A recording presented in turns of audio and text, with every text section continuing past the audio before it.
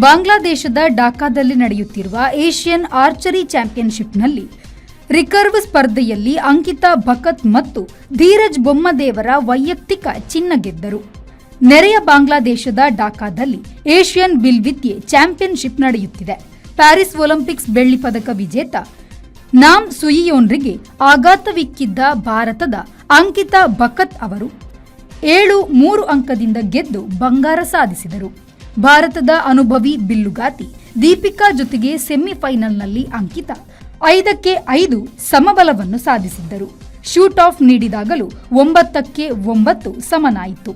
ಕೊನೆಗೆ ಬಾಣದ ನಿಖರತೆ ಗಮನಿಸಿ ಅಂಕಿತಾರನ್ನು ತೀರ್ಪುಗಾರರು ಫೈನಲಿಗೆ ಏರಿಸಿದರು. 5 ಬಾರಿಯ ಚಾಂಪಿಯನ್ ದೀಪಿಕಾ ಕಂಚು ಗಳಿಸಿದರು. ಆ ಹಂತದಲ್ಲೂ ಅವರು ಭಾರತದವರಾದ ಸಂಗೀತಾರನ್ನು ಶೂಟ್ ಆಫ್ನಲ್ಲಿ ಸೋಲಿಸಬೇಕಾಯಿತು.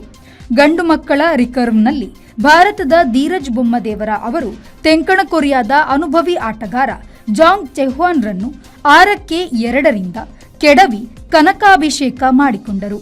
ರಿಕರ್ವ್ ತಂಡ ಸ್ಪರ್ಧೆಯಲ್ಲಿ ಭಾರತೀಯ ತಂಡವು ಕೊರಿಯಾ ತಂಡಗಳನ್ನು ಸೋಲಿಸಿ 18 ವರ್ಷಗಳ ಬಳಿಕ ಸ್ವರ್ಣ ಪದಕ ಬಗಲಿಗೆ ಹಾಕಿಕೊಂಡಿತು. ಒಟ್ಟಾರೆ ಸದ್ಯ 6 ಬಂಗಾರ, 3 ಬೆಳ್ಳಿ, 1 ಕಂಚು ಎಂದು ಒಟ್ಟು 10 ಪದಕಗಳನ್ನು ಗಳಿಸಿದೆ.